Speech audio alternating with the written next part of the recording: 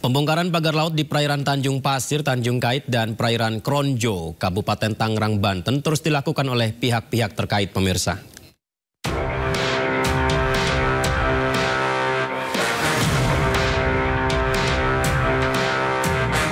Petugas gabungan dari TNI Angkatan Laut, Kementerian Kelautan dan Perikanan, Bakamla hingga nelayan terus melakukan pembongkaran pagar laut di pesisir utara Tangerang, Banten. Hampir sepekan pembongkaran, sudah 18,7 km pagar laut berhasil dibongkar. Pembongkaran pagar laut menggunakan tali yang dikaitkan ke pagar bambu, lalu ditarik menggunakan perahu nelayan dan kapal milik TNI Angkatan Laut. Selain itu, Ditpolairut Polda Metro Jaya turut serta melakukan upaya pencabutan pagar bambu misterius di perairan Tangerang. Pencabutan dilakukan menggunakan kapal-kapal Ditpolairut. Mereka melakukan pengukuran dan kemudian melakukan pencabutan pagar laut.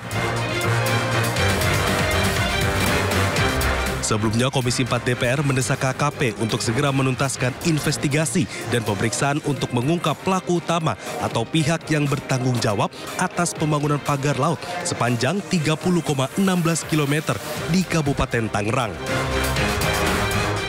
Mencari tahu siapa di bawah belakang ini. Saya sih maunya secepat-cepatnya.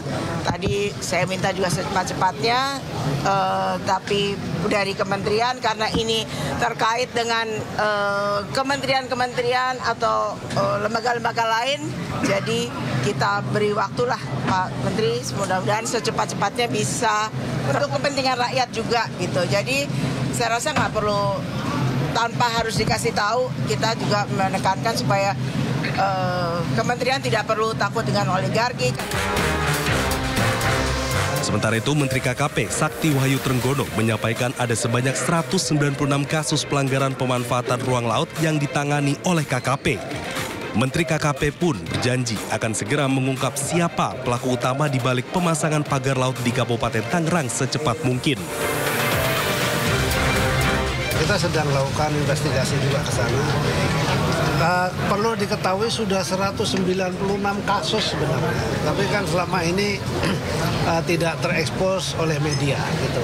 Nah, kemudian di Jakarta ini menjadi sangat sensitif karena situasinya kan sedemikian rupa ya. Jadi, tapi kan kita juga langsung bertindak. Jadi begitu itu terjadi kita langsung bertindak seperti yang kami janjikan kepada Komisi 4 DPR RI.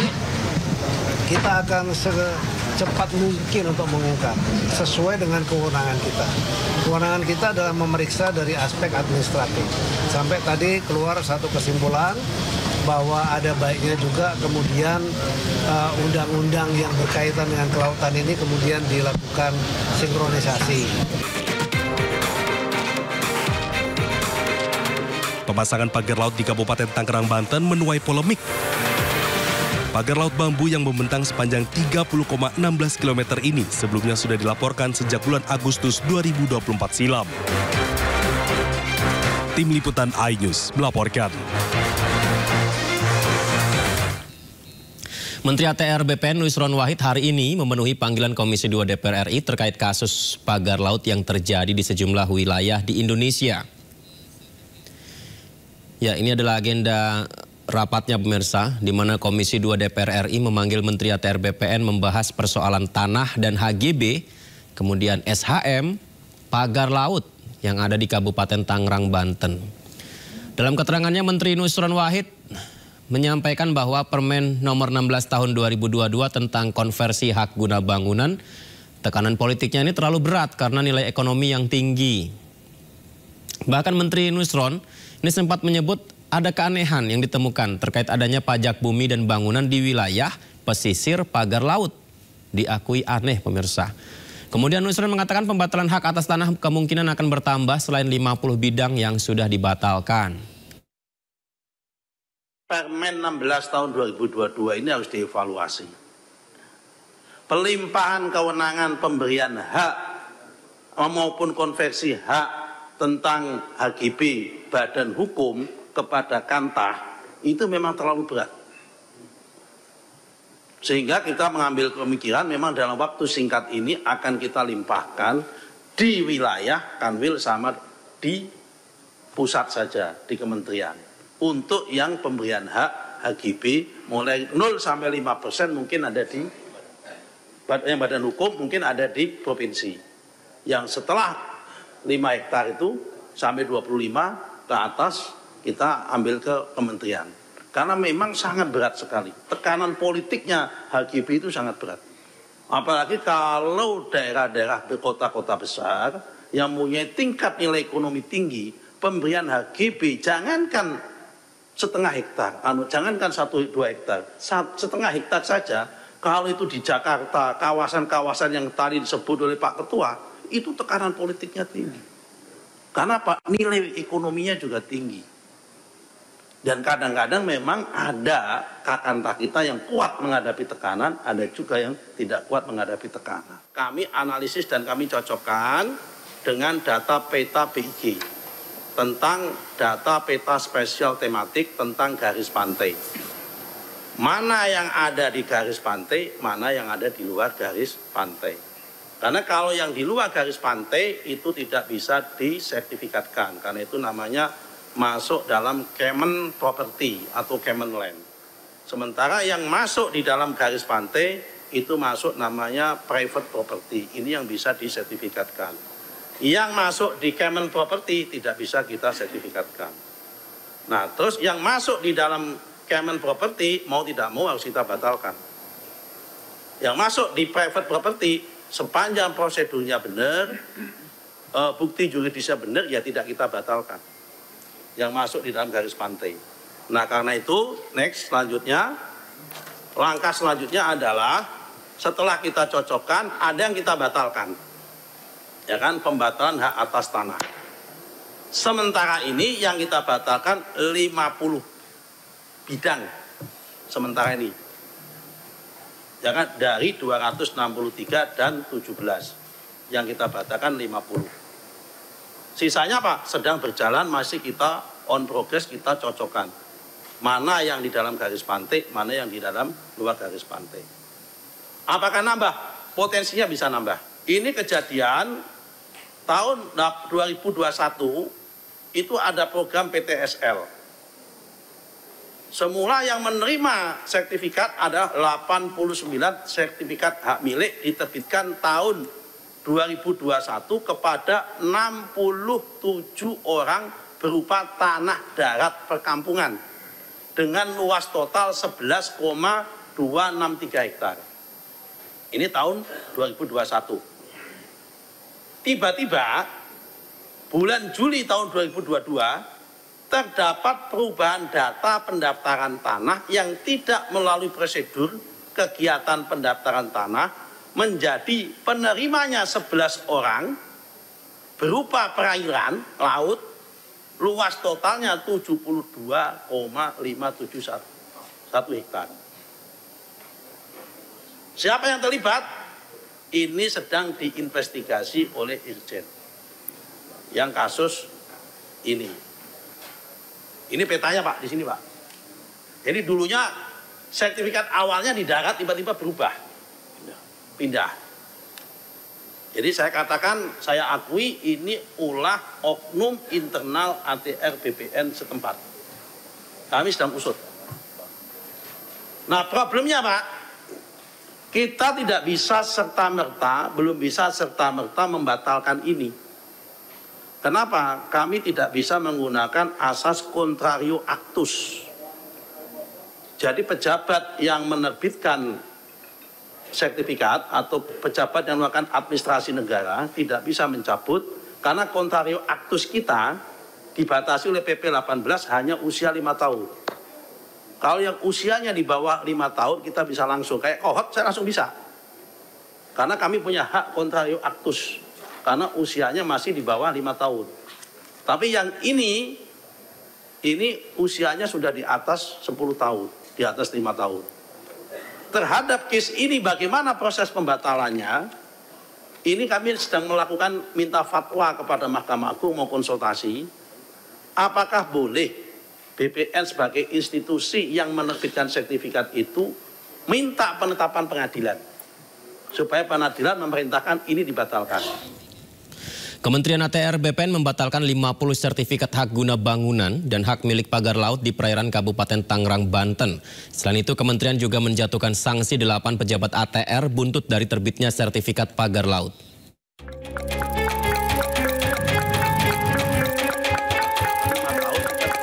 Menteri ATR BPN Nusron Wahid menyatakan pihaknya sudah membatalkan 50 sertifikat hak guna bangunan dan hak milik pagar laut di perairan Kabupaten Tangerang, Banten. Hal ini disampaikan Nusron saat rapat kerja Komisi 2 DPR RI dengan Kementerian ATR BPN Kamis 30 Januari 2025. Dari 50 sertifikat yang dibatalkan, 38 diantaranya adalah hak guna bangunan, sementara sisanya hak milik. Kementerian mendata terdapat 263 SHGB dan 17 SHM atas pagar laut yang terbentang sepanjang 30,16 km di Kabupaten Tangerang. Totalnya mencapai 390 hektar. Kementerian juga menetapkan sertifikasi hanya bisa diberikan untuk lahan yang berada di garis pantai.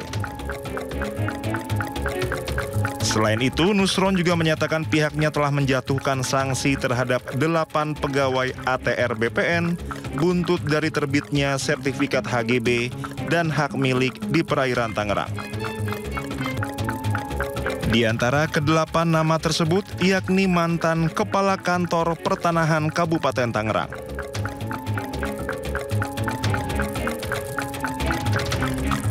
Kita memberikan sanksi berat, pembebasan dan penghentian dari jabatannya pada mereka yang terlibat kepada 6 pegawai dan sanksi berat kepada 2 pegawai.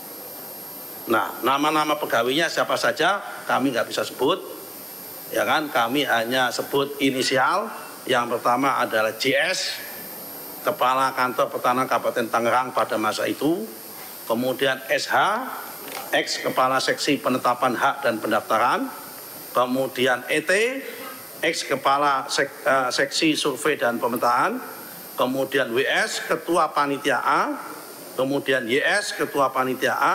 Kemudian NS Panitia A, kemudian LMX Kepala Survei dan Pemetaan setelah ET, kemudian KA XPLT Kepala Seksi Penetapan Hak dan Pendaftaran.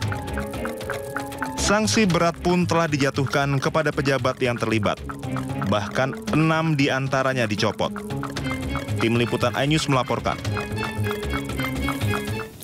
Tidak pernah ada habisnya pemirsa dan selalu menarik untuk membahas perkembangan polemik dari pagar laut. Kita akan ungkap bersama dengan Herzaki Mahendra Putra, Staf Sus Menko Infrastruktur dan Pembangunan Kewilayahan. Kemudian tim advokasi melawan oligarki rakus perampas tanah rakyat Ahmad Khosinuddin. Dan juga penasihat hukum Presiden Direktur Agung Sedayu Group Paman Nurlete. Saya sapa dulu narasumber istimewa saya malam ini. Selamat malam, Assalamualaikum semuanya, apa kabar? Waalaikumsalam warahmatullahi wabarakatuh. Alhamdulillah baik. Ya, malam Bang Ahmad. Terima kasih banyak sudah bergabung di Sindo Prime. Kami juga masih mencoba menghubungi dari pihak DPR RI Komisi 2, namun hingga saat ini masih belum bergabung. Kemudian saya langsung saja mungkin ke Pak Herzaki. Menarik yang disampaikan Menteri Nusron ya, Pak Herzaki. 8 pejabat telah diberikan sanksi, pejabat ATR ya. Kemudian 50 sertifikat SHGB dan SHM pagar laut telah dibatalkan. Artinya oknum ATR ini jelas ada di sini ya Pak? Ya, begini Mas. Jadi kan memang dalam proses, ya dalam proses kita tahu penerbitan SHGB untuk yang ukuran di bawah 3 hektar badan hukum dan di bawah 1 hektar untuk perseorangan. Ini kan kewenangannya di level Kantang. Ya Kakanta, Kepala Kantor Pertahanan di tingkat kabupaten kota. Dalam hal ini Kabupaten Tangerang. Ya ini kami ya dari Kemenko, Mas AHY, Pak AHY, mohon maaf Pak Menko AHY sejak kasus ini pertama kali mencuat, seringkali berkomunikasi secara intens dengan Pak Nusron selaku Menteri ATR BPN. Karena bagaimanapun meskipun ini memang kewenangan di level Kanta dan mungkin di kementerian atau di menteri era siapa saja, tapi karena hari ini kasusnya adalah di Kementerian ATR BPN, sedangkan Pak Menko AHY salah satu kementerian teknis di bawahnya adalah ATR BPN, makanya beliau merasa perlu untuk menjadi bagian dari solusi dengan terus mendorong dan juga mendampingi Pak Nusron menyampaikan agar kasus ini bisa diusut tuntas gitu loh, ya, diusut tuntas. Setuju. Ketahuan duduk permasalahannya, misalnya memang ada yang ilegal, mana yang cacat prosedur, administrasi, cacat material, ya itu dibatalkan. Lalu pihak-pihak yang terlibat, ya ini harus dikenakan sanksi sesuai dengan aturan yang berlaku gitu. Nah kalau misalnya dalam proses hari ini kan kita sudah tahu, makasih kepada Pak Nusron dan jajaran Kementerian BPN, ini bekerjanya dalam silent nih Mas, jadi tim kecil. Oke. Karena kan isu-isu ini kan mesti hati-hati sekali ya. Karena sedikit informasi saja yang leak atau bocor keluar bisa jadi akan mengganggu proses dalam penyidikannya begitu ya.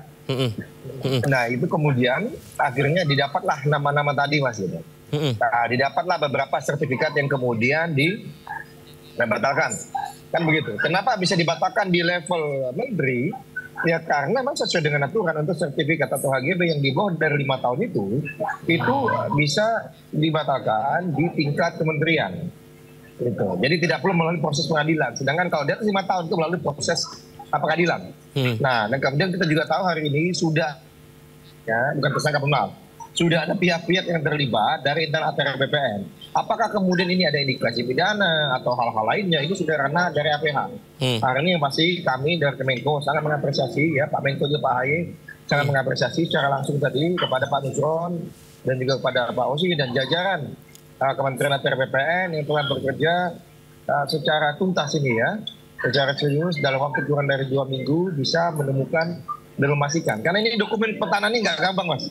Iya. Ya banyak sekali kita mesti cek ya secara dokumen asal usulnya, kenapa bisa terbit ini, mana dokumen pelengkapnya, bagaimana dokumen yang pendukungnya, mana aja. Kan begitu. Lalu pada saat di sini dibandingkan lagi datanya dengan misalnya, oh ini ternyata katanya dari pihak Pemda ada juga namanya KKPR, adanya RT/RW, benar atau enggak? Ada nggak data ini? Kan begitu. Kalau misalnya ada selaras apa enggak? Ini kan semua mesti dicocokkan biar tidak salah dan tidak keliru gitu loh Mas dalam mengambil keputusan gitu. Nah hari ini sudah pas, sudah tepat langkahnya.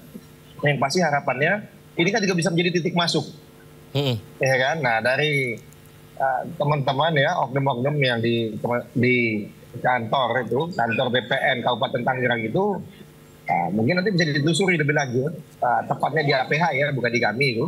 Nah apakah memang pengembangan kasus ini misalnya ada pihak-pihak lain yang terlibat? Gitu. Rumit ya Pak Herzaki ya, banyak yang harus dibuka lagi dan dicek satu persatu. Tapi gini Pak Herzaki, ada nggak laporan yang ternyata sertifikat itu sebelumnya tanah, kemudian jadi rawa dan tertutup laut, atau sebenarnya memang dari laut aja tiba-tiba ada sertifikatnya? Jadi kan begini, pada saat diproses, dibuat ya pengajuan sertifikat tadi, ya itu disampaikan katanya ada informasi bahwa dulunya adalah tambak, bahwa itu dulunya adalah tanah kemudian mengalami abrasi. Tapi kan sudah dilakukan pengecekan dari berbagai dokumen yang ada. Ya, lalu kemudian kita cek juga dengan masalah data satelit segala apa. Ternyata menurut data yang ada bahwa 30 sertifikat itu penerbitannya tidak sesuai, ya, tidak sesuai dengan aturan. Nah, itulah yang dibatalkan. Nah, yang lain masih pendalaman. Ya, kita kan ini kan bertindak sesuai dengan aturan gitu. Nah memang tadi, memang kalau misalnya kita cermati juga beberapa pemberitaan dari pakar-pakar, kita satelit kalau dibuka di tahun 82 yang menjadi awal pengajuannya, itu tidak pernah ada yang namanya lahan di sana, tanah. Itu dari dulu emang udah laut gitu. Ya, dari tahun 82 itu yang menjadi salah satu dasar katanya kita mengajukan apa namanya itu dari pihak desa yang kemudian diproses jadi SAN, kemudian diproses jadi SHGB. Gitu Mas. Apakah ada proyek-proyek tertentu Pak, mungkinkah strategis nasional yang ada difokuskan di sana untuk membangun pertanahan baru Pak? Bisa nggak Pak ini dijawab Pak? Oh kalau misalnya kaitan dengan proyek apa kami belum tahu ya Mas. Belum tahu. Karena yang pasti begini, fokusnya begini nih. Fokusnya adalah hari ini pagar laut. Pagar laut ini ranah teman-teman di kementerian di kelautan, kan begitu, yang tidak berada di bawah ranah Kemenko infrastruktur. Tetapi hari ini kita juga tahu bahwa ada SHGB yang mencuat, ya kan? Yang banyak yang mempertanyakan kok ini laut tapi bisa diterbitkan. Ada SHGB-nya, di mana nih tanahnya? Nah inilah yang kemudian ditelusuri di dalam gitu. Semua dokumennya kita cek fisik juga, termasuk dengan cek beberapa cek silang gitu loh Mas. Nah ini kan juga kita masih pelajari kembali juga bahwa kalau misalnya tidak sesuai dengan aturan, ketika dalam penerbitan, nanti akan dicek nih, apakah misalnya ada RT/RW nggak di situ, Ada nggak misalnya PKKPR? Nah, tapi kan jadi pertanyaan juga, nanti bisa ditelusuri lebih jauh oleh pihak lo. Kok ini ada PKKPR-nya misalnya gitu, ya kan? Atau misalnya lo ini RT RW-nya kok ini apa? Katanya nanti akan jadi pemukiman, misalnya nih ya. Loh, kan masih laut. Hari ini kan gitu. Kok bisa jadi SHGB? Bukannya kalau pemukiman itu jadi sudah ada reklamasinya dulu, baru kemudian nanti di SHGB, atau kan ini? Kira-kira seperti itu. Nah, itu yang kemarin sempat didalami. Jadi kami nggak mau berasumsi, tidak mau berspekulasi, tapi terima kasih kepada teman-teman Pak ATR BPN ya yang telah bekerja dengan cepat ya, dan juga bisa menjawab apa yang menjadi harapan dari masyarakat gitu. Baik, saya ke Pak Nurlete. Pak Nurlete, ini mungkin bisa dicocokkan data-datanya ya agar bisa tepat nih. PT Intan Agung Makmur, PT Cahaya Inti Sentosa memiliki sertifikat HGB di pesisir Tangerang. Apakah ini mencakup seluruh pagar laut 30,16 km yang merupakan ini adalah PT-PT di bawah Sedayu? Iya, baik. Terima kasih Mas. Jadi yang pertama dari pihak Agung Sedayu Group sudah menjelaskan berkali-kali di publik bahwa terkait dengan 263 SHGB dan 17 SHM, itu hanya ada pada satu kecamatan saja lokusnya. Sementara kita ketahui bersama bahwa pagar laut yang hari ini telah dibangun dan sudah dibongkar itu panjangnya adalah 30 km dan melintasi 6 kecamatan dan 16 desa. Jadi tidak benar kalau ada persepsi atau perspektif publik yang terlalu jauh menyatakan bahwa SHGB dan SHM oleh 2 anak perusahaan ASG itu semua di 30 km pagar tersebut. Itu tidak benar. Yang kedua, saya perlu menegaskan bahwa dari pihak Agung Sedayu Group pada prinsipnya itu mendukung upaya investigasi, validasi, kemudian pengkajian secara transparansi dan objektif untuk mengungkapkan dalang di balik pagar laut itu. Siapa yang membuat. Sehingga kita bisa mengetahui apa motifnya. Dan tentu kami dari pihak Agung Sedayu Group itu tidak tahu menahu dan tidak terlibat untuk membangun yang namanya pagar laut tersebut. Yang ketiga, perlu saya menegaskan bahwa kalau kita bicara SHGB dan SHM, maka kalau kita membaca rumusan norma pasal 36 sebagaimana termaktub secara eksplisit dalam peraturan pemerintah nomor 18 tahun 2021 tentang hak pengelolaan, hak atas tanah, satuan rumah susun dan pendaftaran tanah, itu menyebutkan bahwa tanah yang dapat diberikan untuk SHGB yaitu 3 jenis tanah, yaitu tanah negara, yang kedua tanah hak pengelolaan, yang ketiga adalah tanah hak milik. Nah, kita mengacu pada rumusan norma yang pasal 37 dan 38 menyebutkan bahwa SHGB di atas tanah negara itu perizinannya langsung diberikan oleh Menteri. Sementara SHGB yang diterbitkan di atas tanah hak pengelolaan itu diberikan oleh Menteri atas persetujuan dari pemegang hak pengelola dan hak atas tanah. Sementara SHGB di atas tanah hak milik itu dapat terjadi ketika pelepasan hak atau pemberian hak oleh pemegang hak di notaris atau pejabat pembuat akta tanah. Itu prosedur formalnya. Jadi sekali lagi, SHGB dan SHM yang diperoleh oleh 2 anak perusahaan Agung Sedayu Group itu sesuai dengan prosedur formal yang berlaku dan peraturan perundangan. Misalnya mengacu pada Perda di Banten yang mengatur tentang RT RW, bahwa tanah itu diklaim diatur dalam Perda itu sebagai dulu adalah tanah dan itu ada wilayah RT RW-nya. Kemudian ada izin lokasi, kemudian ada persoalan pertimbangan teknis dari pihak pertanahan setempat. Ini sudah dilalui oleh pihak Agung Sedayu Group, sehingga legitimasi eksistensi dari SHGB dan SHM itu menurut saya adalah sah dan legal. Sah dan legal. Baik, saya garis bawahi di sana, sah dan legal. Pak Hosinuddin, prosedur formalnya sesuai dengan aturan undang-undang juga sudah ada izin lokasi. Bagaimana tanggapannya Pak Hosin? Ya, yang pertama saya kira kita sedih ya, negara sebesar ini jangankan kita mau tahu siapa sih dalang intelektual di balik pagar laut dan sertifikat. Aktor lapangan saja sudah 3 pekan kasus ini rame nggak tangkap-tangkap. Padahal kami sudah sounding lama ya, orang yang bertanggung jawab terhadap pagar laut itu di lapangan ada Mandor Mehmet yang mengerjakan proyek, kemudian ada Engcun alias Gojali yang membayar proyek itu. Kemudian ada Ali Hanafiah Lijaya, orangnya Aguan, ini orangnya Agung Sedayu. Yang di lapangan itu sudah terkenal itu kejahatannya dalam perampasan tanah baik di daratan. Sekarang terbongkarlah kejahatan geng daripada oligarki ini di laut begitu. Nah, sebenarnya kita harus pilah-pilah ya. Ada beberapa persoalan yang hari ini sedang kita diskusikan. Pertama terkait dengan besiking ya, terkait dengan hal-hal yang berkaitan dengan administratif dan sanksi yang berkaitan dengan administratif. Dari sejumlah kementerian dan lembaga yang terlibat yang punya kewenangan langsung terkait pagar laut dan juga sertifikat laut ini, tentu kita apresiasi lah. Baru Kementerian ATR BPN yang sudah bekerja maksimal. Setidaknya dia sudah menjalankan 2 kewenangan sekaligus. Yang pertama kewenangan untuk membatalkan sertifikat di atas laut. Walaupun ini masih persoalan ya. Persoalannya yang pertama, persoalannya yang sorry sebentar ada telepon masuk ini tadi. Baik. Persoalan yang pertama adalah kenapa sih itu dilokalisir di desa Kohot saja, padahal ada 6 ya, ada 6 kecamatan dan di desa Kohot saja tidak hanya desa Kohot yang dilewati pagar laut. Kami punya informasi bahwa sertifikat-sertifikat yang diterbitkan di atas laut itu bukan hanya di desa Kohot begitu. Ada di desa-desa lainnya yang sana memiliki wilayah garis pantai dan laut, dan di atas pagar-pagar itu sebenarnya sudah ada desain besar. Sana ada sertifikat yang ke depan desain daripada sertifikat itu akan dijadikan sarana untuk membangun industri properti, di mana kalau dulu judulnya itu adalah reklamasi, tapi ketika ada persoalan dengan reklamasi, mereka menggunakan pendekatan baru, yaitu dengan menggunakan pendekatan ini tanah seolah-olah korban abrasi yang kemudian perlu direstorasi. Dan ini adalah prakondisi untuk mensterilisasi laut guna kepentingan industri properti mereka. Kalau kita bicara analisis kepentingan, sangatlah tidak masuk akal kalau itu kerjaan nelayan. Dan sampai hari ini aneh, tidak ada yang bisa ditangkap ya untuk soal pagar saja. Nah, balik ke sertifikat.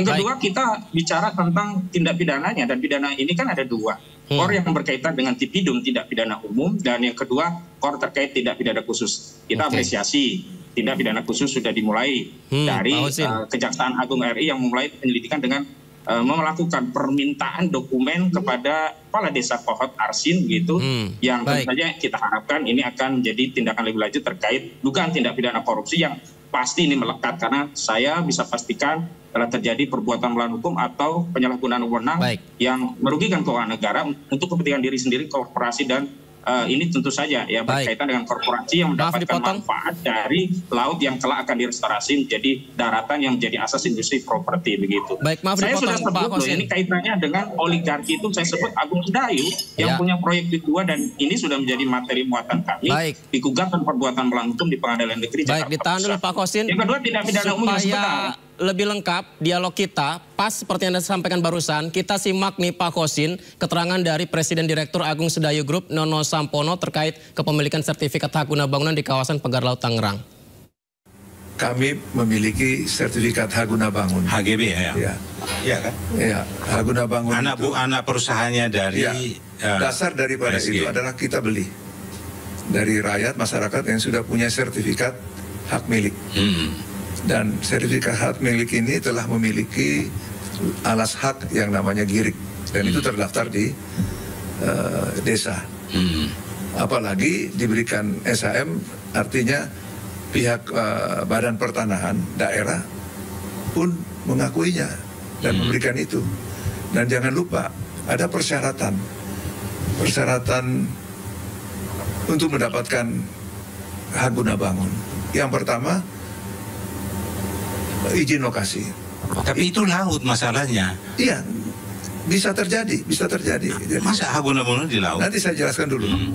Jadi dasar daripada itu adalah izin lokasi, yang dulunya izin lokasi sekarang sudah berubah nama jadi PKKPR.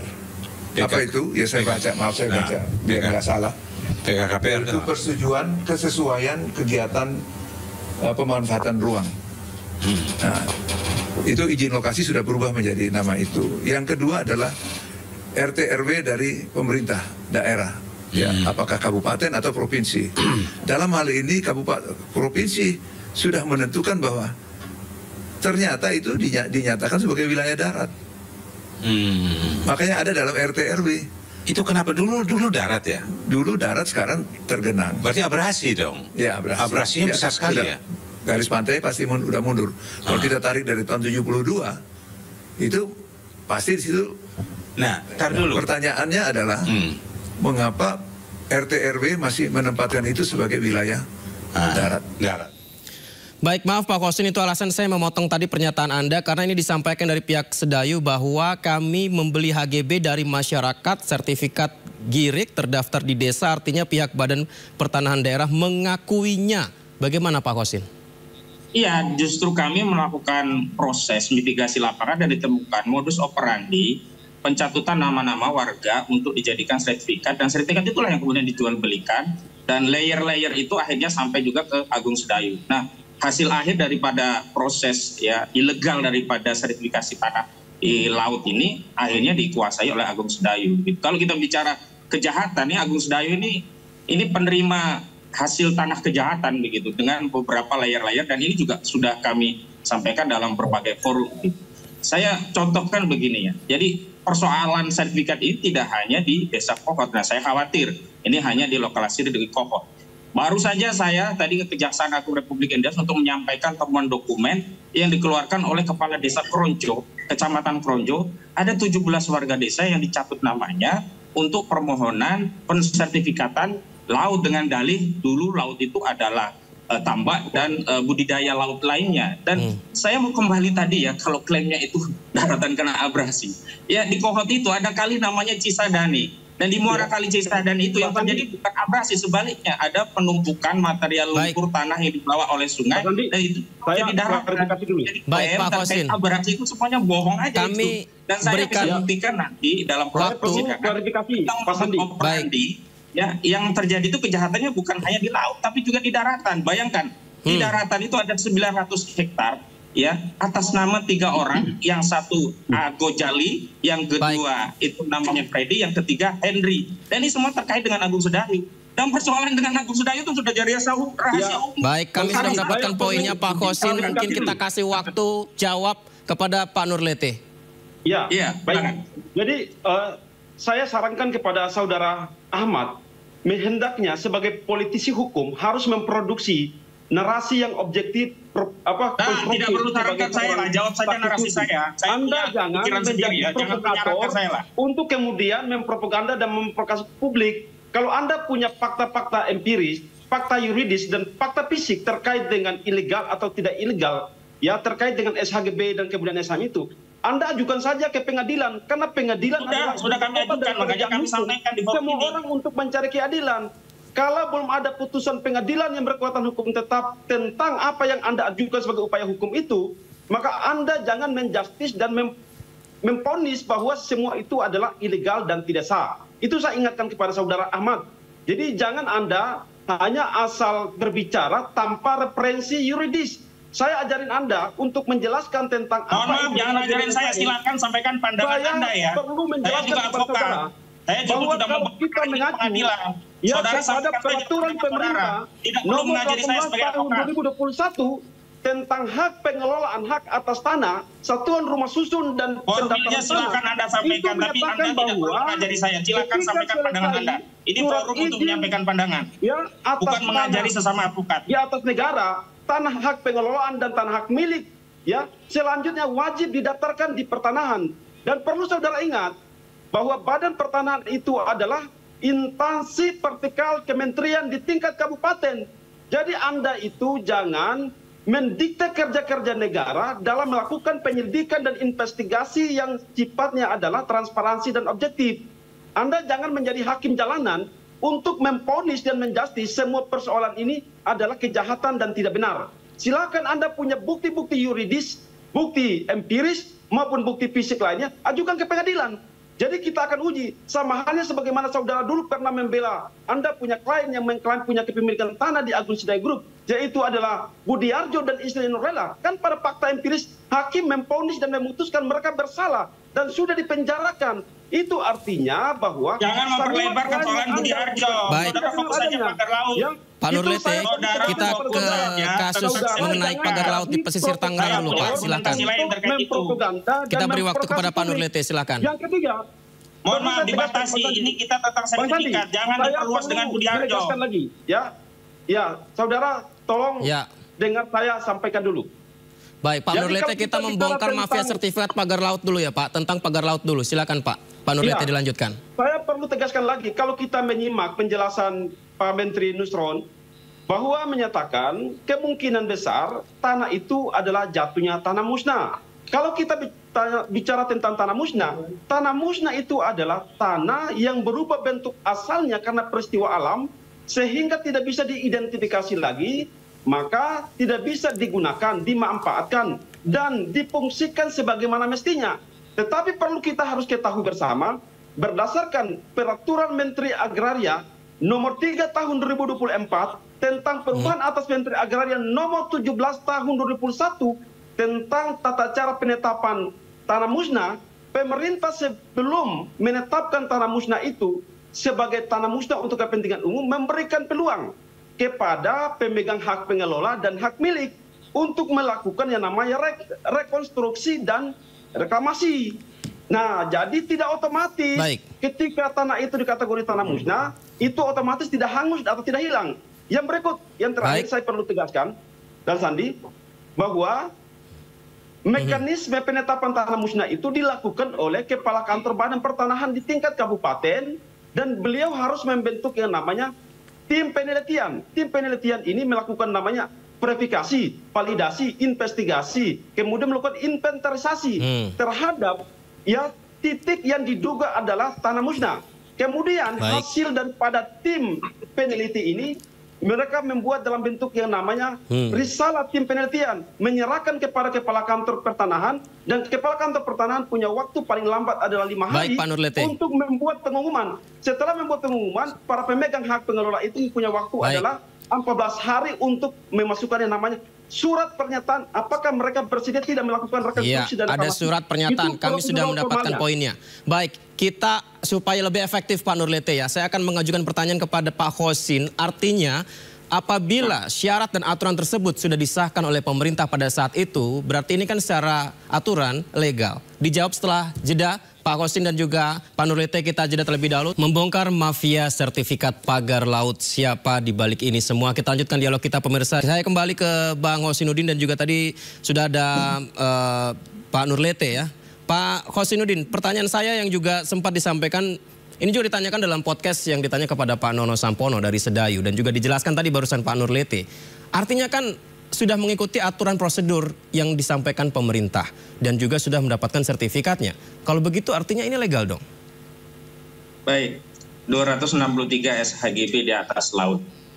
Kemudian ada 17 SHM di atas laut. Terbukti kemudian ada 50 SHGB yang dibatalkan. Itu kan sebenarnya menjadi bukti yang paling mudah untuk mengindra bahwa segala hal yang sesuai dengan prosedur itu belum tentu legal. Terbukti ternyata apa-apa yang sudah dijalankan oleh BPN ternyata terbukti hari ini kan dibatalkan, itu kan berarti ada kesalahan. Nah, saya tidak sedang bicara aspek prosedural, tapi kita bicara substansial gitu. Nah, saya lanjutkan apa yang ingin saya sampaikan terkait pagar laut dan juga sertifikat. Dalam konteks hukum besiking ya, kita sudah apresiasi ya, BPN sudah mengambil 2 tindakan sekaligus. Pertama, membatalkan produk mereka yang sudah terbukti cacat ya, dan itu memang menjadi kewenangan sesuai PP nomor 18/2021. BPN sepanjang belum 5 tahun bisa membatalkan sesuai dengan asas contrarius actus. Berbeda halnya kalau di atas 5 tahun. Yang kedua, terhadap pejabat yang terlibat sudah diambil sanksi administrasi. Walaupun kita tidak melihat sanksi itu sampai pemecatan dari ASN ya, hanya pembebasan tugasan sejumlah jabatan yang disandang oleh pihak-pihak yang disebut. Nah, cuma persoalannya dari sisi pidana, sampai hari ini kita belum mendengar ada satupun tersangka yang ditetapkan baik terkait pagar laut ataupun terkait sertifikat laut. Nah, dalam proses ya pembentukan sertifikat di atas laut sudah jelas ada dugaan kuat pasal 263 dan 266, yakni perbuatan pemalsuan dokumen dan memasukkan keterangan palsu dalam dokumen sehingga terbitlah sertifikat di atas laut. Dan kami juga tadi sampaikan, saya lanjutkan cerita saya, ke Kejaksaan Agung tentang adanya 17 warga yang dicabut namanya di Desa Meronjo. Mereka tidak pernah ngadu kepada kepala desa, tiba-tiba kepala desa mengajukan permohonan sertifikasi sejumlah lahan yang didalihkan itu dulu adalah tambak dan juga suatu usaha lainnya yang terkait dengan laut begitu, yang kemudian jadilah sertifikat laut. Nah, ini adalah modus operandi yang umum ya, terjadi pada proses sertifikasi laut dengan melakukan proses pemalsuan dan atau memasukkan keterangan palsu dalam dokumen dengan catut-mencatut dan sebagainya. Nah, sayangnya yang saya sayangkan adalah institusi Polri gitu loh. Institusi Polri kok sampai hari ini tidak ada tindakan yang diambil oleh Polri, padahal garda dalam penegakan hukum pidana adalah institusi Polri. Makanya saya kaitkan dengan apa yang dilakukan institusi Polri dengan Agung Sedayu, di mana belum lama ini kan kita tahu berita di 2023 Makobrimob itu dibangun di atas tanah yang diberikan Agung Sedayu hibah begitu. Saya khawatir Pak Listio Sigit Prabowo itu ketimpangan jasa dari Agung Sedayu sehingga tidak bisa bertindak tegas untuk menetapkan satu saja tersangka, nggak bisa. Jangan sampai dalang intelektual ya, aktor lapangan saja. Dan saya sudah sebut, nah sekarang yang namanya Mandor Mehmet itu, Bung, itu sudah nggak berani di rumah itu, lari itu, dia takut itu. Dan saya khawatir ya, proses yang terjadi ini bukan dalam rangka untuk menegakkan hukum, tapi sedang mempersiapkan strategi apa untuk menyelamatkan para penjahat ini, termasuk untuk menyelamatkan hasil kejahatan mereka. Contohnya, ya lokalisir terkait sertifikat laut ini saya khawatir hanya yang ditindak di kohort dari 263 hanya 50 saja. Sementara argumentasi yang lainnya kan kita tidak memeriksa secara langsung, terlepas otoritas itu tentu kita serahkan sepenuhnya kepada BPN. Cuman kita sebagai warga negara setelah tahu persoalan ini, rasanya kita butuh satu otoritas yang bisa kita percaya sehingga hasilnya nanti juga bisa legitimate di hadapan publik bahwa proses dan prosedur yang dilakukan dalam rangka mengungkap ini benar-benar akuntabel. Karena itu saya meminta agar negara hadir dengan membentuk tim yang bersama-sama untuk melakukan audit secara menyeluruh. Berarti baik Pak audit Husin, kinerja, audit keuangan, ingin lebih efektif. Tadi Anda beberapa kali menyampaikan nama begitu. Artinya tadi juga beberapa kali Anda menyinggung tentang Sedayu. Berarti sudah ketahuan siapa dalang di balik ini semua? Sudah tahu. Ujung-ujungnya kan saya sudah sebut tadi. Ada Ali Hanabiah Lijaya, itu orangnya Aguan. Ada Engcun atau Gojali, ada Mandor Mehmet, ada juga Lurah Kohot. Lurah Kohot sekarang lagi kabur itu. Takut dia diciduk, dan saya khawatir Lurah Kohot ini yang jadi tumbal. Sementara yang lainnya nanti tidak diperiksa. Dan tadi saya mendapatkan informasi, petugas lapangan itu yang melakukan pengukuran di BPN itu sempat mengatakan kepada informan saya ya, Pak, tolong saya Pak, nggak tahu apa-apa. Dulu kami pernah Pak disuruh mengukur. Kami nggak percaya masa satu orang bisa punya puluhan hektar. Tapi kata atasan dia Pak, udahlah ukur aja, kalau usah banyak tanya. Nah ini sebenarnya ya, orang-orang yang terkait ini sedang nggak bisa tidur semua. Ini semuanya takut. Dan masing-masing sedang berusaha mencari penyebab terkait kasus ini. Gitu. Baik, saya kembali ke Pak Nurlete. Pak Nurlete, nama-nama disebut Pak Husin tadi benar-benar sangat spesifik. Tanggapannya Pak Nurlete?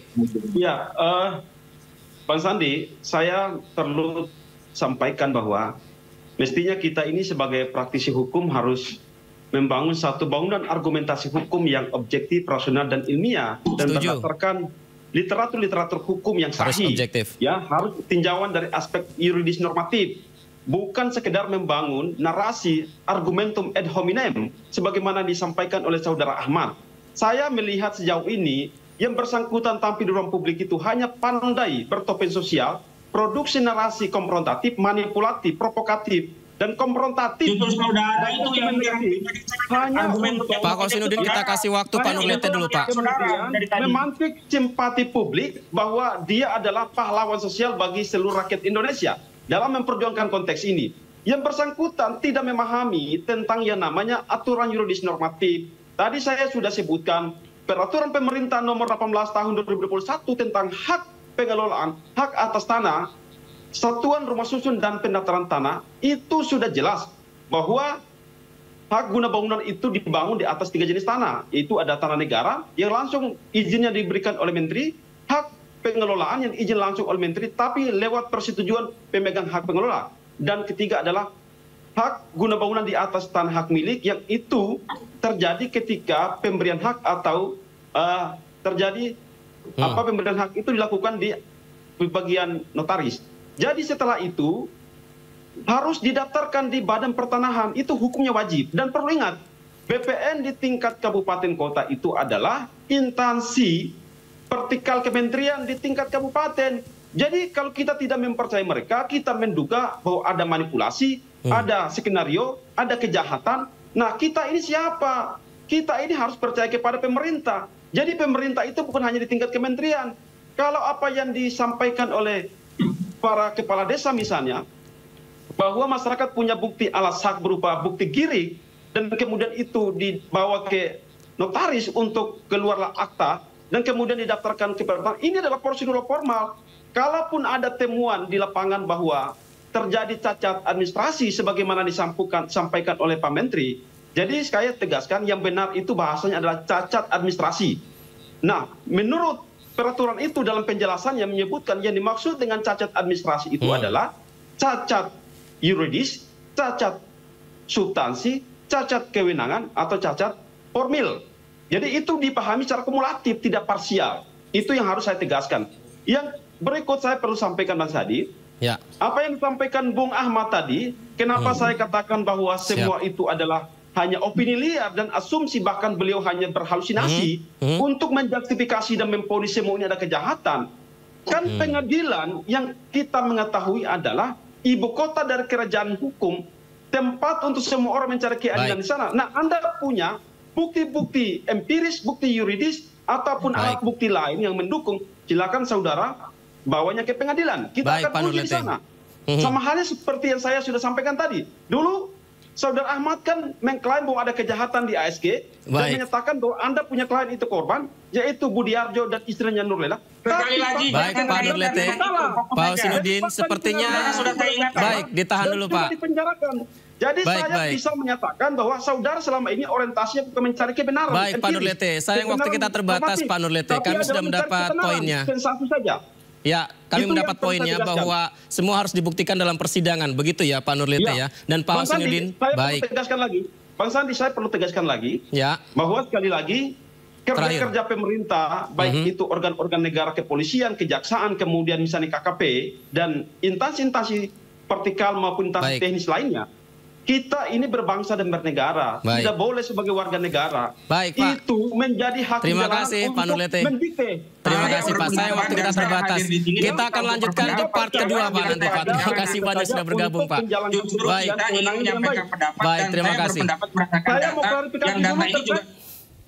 Baik, terima kasih banyak Pak Nurlete dan Pak Husnudin sudah bergabung di Sindo Prime. Nanti kita lanjutkan lagi di dialog selengkapnya Pak. Terima kasih Pak, selamat malam.